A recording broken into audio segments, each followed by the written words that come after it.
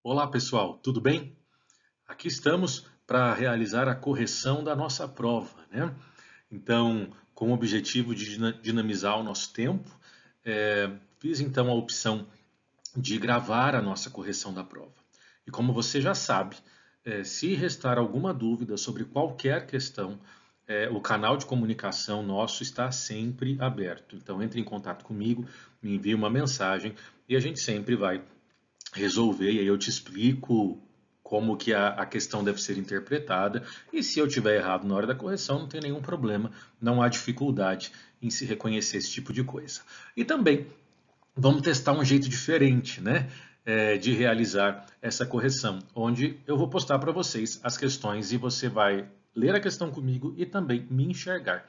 Olha que coisa diferente, pelo menos nunca tinha feito isso em outros vídeos, né? Fiz a mesma coisa na correção da prova do primeiro semestre e agora na de vocês. Então vamos lá, trabalhar com as nossas 10 questões que foram objetos da avaliação que vocês realizaram na semana passada. Primeira questão é sobre o nosso conteúdo de processo civil 1, né? Josafá reside há mais de 40 anos no mesmo endereço, constituindo ali família e sua vida. Contudo, há 5 anos tornou-se seu vizinho o senhor Felício, amante de plantas e de jardinagem, o qual decidiu encher seu imóvel de árvores, flores e folhagens. Josafá possui transtorno relacionado à limpeza e não admite que uma folha sequer caia em seu quintal, sem que ele tenha que ir varrer ou limpar. O problema é que as árvores plantadas por Felício, próximas ao muro divisório, estão com os galhos invadindo, né, a propriedade de Josafá, fazendo com que folhas e flores caiam em seu quintal todos os dias. Irritado com a situação, Josafá empresta um serrote de seu genro e passa a cortar todos os galhos que ultrapassaram a linha divisória demarcada pelo muro, causando a ira de Felício, pois sustenta que está prejudicando suas plantas. Diante disso, né, Felício decide processar Josafá pelos supostos danos causados em suas plantas. Ao analisar o caso mencionado, a conduta de Josafá foi: alternativa A, correta e possível por ser exercício da autotutela. Alternativa B, incorreta e ilegal por ser exercício da autotutela. Alternativa C, incorreta e ilegal, constituindo crime inafiançável contra o ambiente. E D, correta, sendo um exemplo de autocomposição. Questão simples, né? Alternativa correta que se adequa a essa questão é a alternativa A.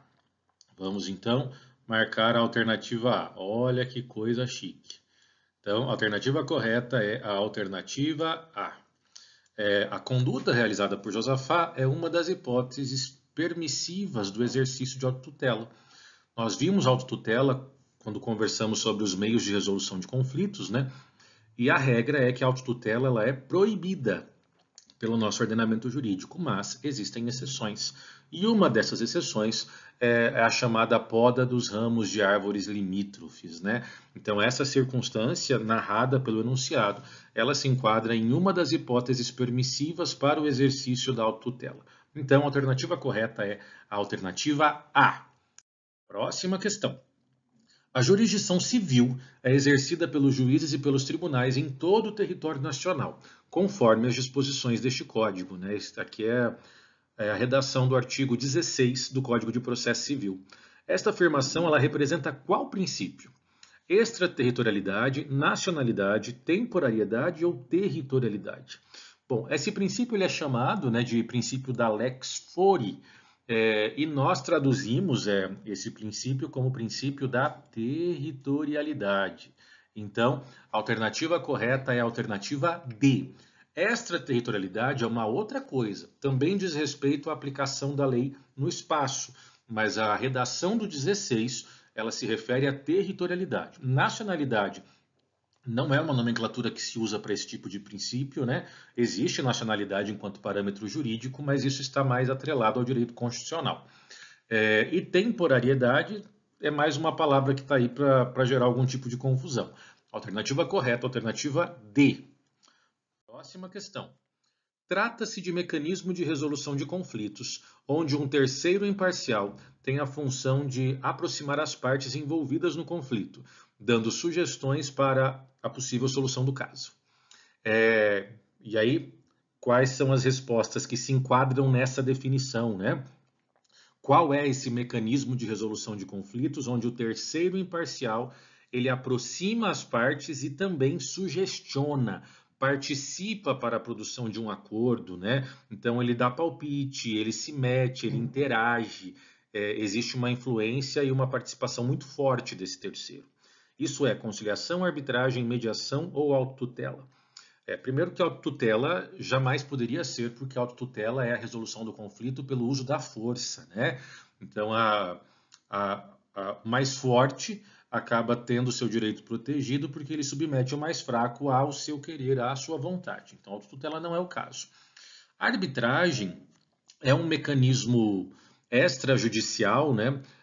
Não pertence ao Poder Judiciário de resolução de conflitos, mas na arbitragem eu tenho uma sentença, chamada de sentença arbitral. Então, a arbitragem, quando ela acontece efetivamente por meio de uma sentença, nós não temos tanto essa função de aproximação das partes, né? Então, aí restaria conciliação, que é a alternativa A, e mediação, que é a alternativa C. A alternativa correta é a alternativa A. Qual que é a diferença para a gente relembrar entre conciliação e mediação? Nós temos duas diferenças básicas, né, que precisam ser pontuadas entre esses dois institutos. Primeiro, que o atual CPC ele tem uma redação muito voltada à solução consensual dos conflitos, o que a gente chama de princípio da consensualidade. Dentro da perspectiva da resolução consensual dos conflitos, no ambiente processual, isso pode se dar pela conciliação e pela mediação, de maneira geral. E se tem hoje um procedimento que nós chamamos de procedimento comum, que prevê a audiência de conciliação ou mediação logo no início do processo, sendo um processo de conhecimento, por exemplo. E além disso, ele também indica a chamada função conciliadora do magistrado, né? Então, essa tentativa reiterada a qualquer momento processual de se resolver o processo por meio de uma composição. Bom, o que diferencia conciliação de mediação? Porque nos dois casos nós temos um terceiro, que será o conciliador ou mediador, e esse terceiro tem por objetivo realizar uma autocomposição, fazer com que as partes entrem em um acordo, né, se resolvam. O acordo é uma das formas de autocomposição, né? Existem outras formas que podem produzir essa autocomposição. Na conciliação, o terceiro, que a gente chama de conciliador, é um terceiro participante. Participante no sentido de que ele não está ali só para organizar a conversa. Ele vai sugestionar, ele vai dar opiniões, e ele tem uma participação extremamente ativa na tentativa de se produzir um acordo. Além disso, prefere-se o uso da conciliação quando os envolvidos no conflito não tinham nenhum contato anterior, que é o exemplo de um acidente de carro em que as pessoas nunca se conheceram e elas passaram a se conhecer por conta do acidente. Em casos em que as pessoas envolvidas não possuíam nenhum contato anterior ao ocorrido, há uma preferência pela conciliação, por justamente ter um terceiro mais participativo que vai intermediar melhor essa conversa. Na mediação, esse terceiro só está ali para organizar a conversa, aproximar as partes e dizer assim, olha, agora é a sua vez de falar, qual é a sua proposta, o senhor aceita essa proposta, se não, qual é a contraproposta. Então, o mediador ele funciona como alguém que está lá para organizar aquela conversa, para que as partes, por sua conta, consigam chegar a um acordo. Então, o mediador ele tem uma participação bem menos ativa nessa audiência de mediação, né? E além disso, prefere-se a mediação quando as partes envolvidas no conflito já possuíam um vínculo ou um contato anterior. Beleza? Então, o enunciado que fala terceiro imparcial, que tem a função de aproximar as partes, dando sugestões, e aqui a saída, né, a sacada que a gente tem que entender aqui é o dando sugestões. Esse é o indicativo de uma conciliação. Para a possível solução do caso, a resposta correta é a alternativa A, conciliação. Próxima questão. Princípio jurídico demonstrado por meio da imagem abaixo, o qual reconhece que as pessoas são diferentes e que, para ter as mesmas possibilidades, devem ser tratadas de maneira diversa, né? Qual é o princípio que é retratado por meio dessa imagem? O princípio que retrata essa imagem é o princípio da igualdade, alternativa C. Nós falamos isso inúmeras vezes, que o princípio da igualdade juridicamente considerado enquanto equidade, não é tratar todo mundo de maneira igualzinha, certo? É justamente reconhecer que as pessoas são diferentes, que elas são distintas e que elas possuem necessidades diversas. Sendo assim, deve-se realizar um tratamento correspondente às distinções dos indivíduos. E o exemplo mais fácil de a gente compreender isso é essa questão do auxílio emergencial neste momento de pandemia. Então, se o princípio da igualdade fosse tratar todas as pessoas de maneira igual, a partir do instante em que uma pessoa recebesse o auxílio emergencial, todas as demais pessoas deveriam receber, toda a população. E não é assim que acontece. Recebe quem faz jus a um determinado grupo de pessoas e que, consequentemente, necessita mais desse tipo de benefício. Então, princípio demonstrado por meio da imagem é o princípio da igualdade. Acaba sendo uma questão extremamente simples, porque as outras hipóteses, elas seria mais difícil de serem marcadas, né? Pensar em liberdade. Isso não tem nada a ver com liberdade. Talvez alguém poderia pensar liberdade de expressão e tal. É forçar um pouco a barra, né? Especificidade, então, nem se fala. Cooperação, porque daí a pessoa ajudou a outra, que é mais baixinha, colocando o caixote. Mas daí a pessoa começa a viajar demais, né? Nós temos que interpretar uma questão a partir dos dados claros que a própria questão nos traz e não ficar presumindo as coisas. Próxima questão. Agora estamos, acredito que no meio da nossa correção, eu não numerei as questões, então acabo ficando um pouco perdido, né? Essa questão é sobre arbitragem. E olha aqui, sobre arbitragem, assinale a alternativa correta. Alternativa A sentença arbitral depende de homologação judicial. B. O árbitro é escolhido pelo autor do processo arbitral, sendo que o réu não poderá opor resistência. C. A arbitragem representa mecanismo judicial de resolução de conflitos. E D. As pessoas capazes de contratar poderão valer-se da arbitragem para dirimir litígios relativos a direitos patrimoniais disponíveis. Então vamos lá, alternativa por alternativa. A sentença arbitral depende de homologação judicial? Não. Sentença arbitral é válida por si só. B. O árbitro é escolhido pelo autor, sendo que o réu não poderá opor resistência? Não. O árbitro é alguém de confiança de ambos os envolvidos. Ok? Então não pode ser imposto a figura do árbitro se uma parte não está de acordo com isso. C. A arbitragem representa mecanismo judicial de resolução de conflitos? Não. Mecanismos judiciais são aqueles experimentados no Poder Judiciário. A arbitragem não faz parte do Poder Judiciário. Então, a alternativa correta é a alternativa D. E isso é a redação do artigo 1º da Lei da Arbitragem, né? A arbitragem exige capacidade dos envolvidos para que possam optar pela arbitragem e, além disso, ela faz uma limitação quanto à matéria julgada pela arbitragem. Só pode ser submetido à arbitragem litígios que discutam direitos patrimoniais disponíveis. Alternativa D é a correta. Próxima questão.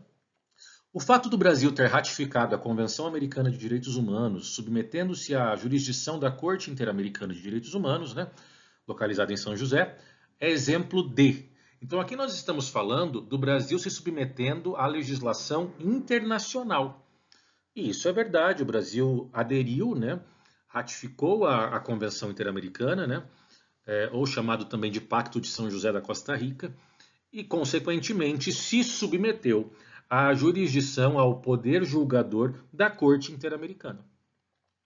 Quando ele faz isso, ele está aceitando no nosso ambiente, né, geográfico a incidência de uma norma que não foi produzida pelo Brasil. Quando a gente tem essa situação, isso é exemplo do quê? Resposta correta é a alternativa A, extraterritorialidade. Isso é exemplo de extraterritorialidade, que é a ideia de norma estrangeira produzindo efeitos no nosso território. Ok? Já indo para próximo do fim, próxima pergunta, né?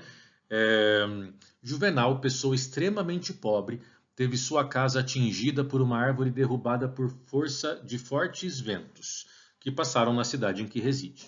A árvore em questão já estava podre, sendo que já havia sido solicitado junto à prefeitura que retirasse a respectiva planta.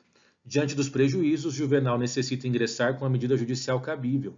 Contudo, não possui condições para contratar um advogado e tampouco para arcar com as custas processuais. Ao procurar o fórum de sua cidade, lhe foi nomeado um defensor dativo, sendo que este, ao propor a ação, requereu os benefícios da gratuidade processual. O ocorrido está em observância a qual parâmetro, né? Está em observância com qual parâmetro processual? Alternativa A, efetividade das decisões, que estabelece que as decisões precisam ser efetivadas. B, contraditório, que fala da ideia da ciência e possibilidade de resistência. C, acesso à justiça, por meio da ampla admissão dos processos, que prevê ser necessário eliminar dificuldades econômicas que impeçam ou desanimem as pessoas de litigar. E D, a cooperação, a qual fixa que o município deve cooperar a fim de resultar em sua condenação. Resposta correta, alternativa C. Então, aqui é um caso claro de princípio do acesso à justiça, artigo 5º, inciso 35 da Constituição, ou artigo 3º caput do Código de Processo Civil. Isso não tem nada a ver com efetividade, a gente observa a efetividade quando houver uma decisão judicial e ela for cumprida e ela tendo produzido seus resultados. Isso também não tem a ver com contraditório, porque nós nem comentamos do município ter sido citado, e a D é um absurdo, porque por mais que o princípio da cooperação exista, em nenhum momento se exige que o réu auxilie o autor para que ele se lasque. Então a cooperação não significa isso, então a D é uma alternativa absurda. Certo? Então a alternativa correta é a C. Vamos para a nossa antepenúltima questão. Judite é autora em um processo judicial movido contra uma antiga colega, a qual proferiu inúmeras palavras ofensivas dirigidas a ela. Porém, em um determinado momento, o juiz proferiu uma decisão desfavorável a Judite, a qual optou por interpor o recurso cabível, o que se deu em 5 de abril de 2020. Ocorre que no dia 9 de abril houve alteração da lei processual, a qual extinguiu o recurso que Judite interpôs, né? Então deixou de existir aquele recurso que a Judite interpôs e não tinha sido julgado ainda, né? O recurso estava pendente de julgamento. Assim, o recurso em questão não poderá mais ser utilizado em processo ou momento algum, dali para frente, né? Diante disso, o recurso interposto pela Judite ele vai ser o quê? Alternativa A, arquivado diante da perda do seu objetivo, né? Devido à mudança normativa que não mais permite o recurso em hipótese alguma. B, arquivado diante da perda do seu objetivo devido à mudança normativa que não... Olha que maravilha, eu coloquei duas alternativas iguais, que beleza, né? Dei de bandeja isso para vocês. Só Deus sabe que confusão que eu fiz aqui. Enfim, vocês foram beneficiados. C, julgado improcedente por falta de previsão legal. E D, impresso e aguardará a edição de uma nova lei que o permita. Pessoal, pelo que eu estou observando aqui, eu acho que o erro foi meu ao colocar essa questão no PowerPoint. Então, na verdade, não haviam duas questões iguais, mesmo porque entre essas questões que estão aqui, nenhuma está correta. Então, eu vou te explicar qual é o sentido, você já sabe que nenhuma dessas está correta. Acabei de verificar essa situação. Então, o que vai acontecer com o recurso? Ele vai ser julgado. Isso é um exemplo de ultratividade. Como o ato, lembra que a gente aplica a teoria do isolamento do ato processual. Como o ato já tinha começado, ele vai terminar. Ah, mas a lei foi revogada. Não interessa. Ele vai terminar fazendo uso da lei que foi revogada. Isso é teoria do isolamento do ato processual e isso é um exemplo de ultratividade. Vai ter uma alternativa que vai falar sobre isso. Nenhuma dessas que está aqui está correta. Beleza? Vamos seguir. Para a nossa próxima questão, penúltima questão. A respeito do princípio da publicidade, assinale a alternativa incorreta. A. Protege as partes de decisão arbitrária. B. Não é pressuposto do processo arbitral. C. Permite o controle da opinião pública sobre os serviços da justiça, ou melhor, da atividade jurisdicional. E D. Permite o amplo acesso de todos os processos a todas as pessoas. Bom, é para marcar a incorreta. A publicidade, ela protege as partes de decisão arbitrária? Sim. ela não é pressuposto do processo arbitral? Sim, é só do judicial. C, ela permite o controle da opinião pública sobre o serviço da justiça? Sim. Ela permite o amplo acesso de todas as pessoas para todos em todos os processos? Não. Então, o princípio da publicidade não permite que todas as pessoas tenham acesso a todos os processos. Não se esqueçam dos casos de segredo de justiça. Vamos agora para a nossa última pergunta e já concluindo a correção da nossa avaliação.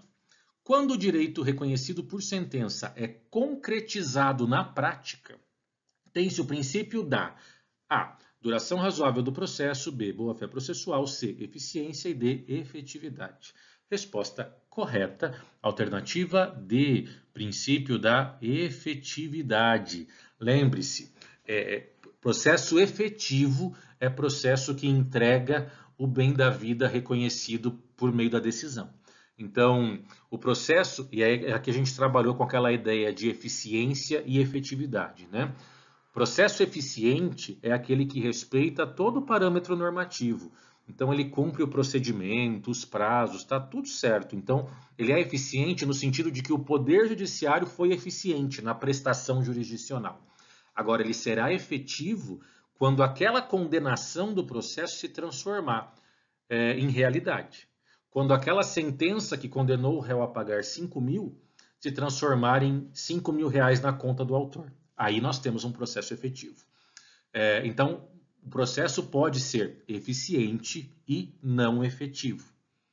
E pode ser efetivo e não eficiente. Imagine um processo que foi conduzido com absurda desídia por parte do cartório, do magistrado, enfim. Então, não houve eficiência na prestação da atividade, mas se no final das contas você colocou as mãos no direito que foi reconhecido, ele foi efetivo. Então, a alternativa correta é a alternativa D. E assim, nós concluímos a correção da nossa avaliação. Mais uma vez, se você tiver alguma dúvida, entre em contato comigo. A gente vai esclarecer. Tá bom? Espero que vocês tenham gostado. Tenho certeza que todos foram muito bem.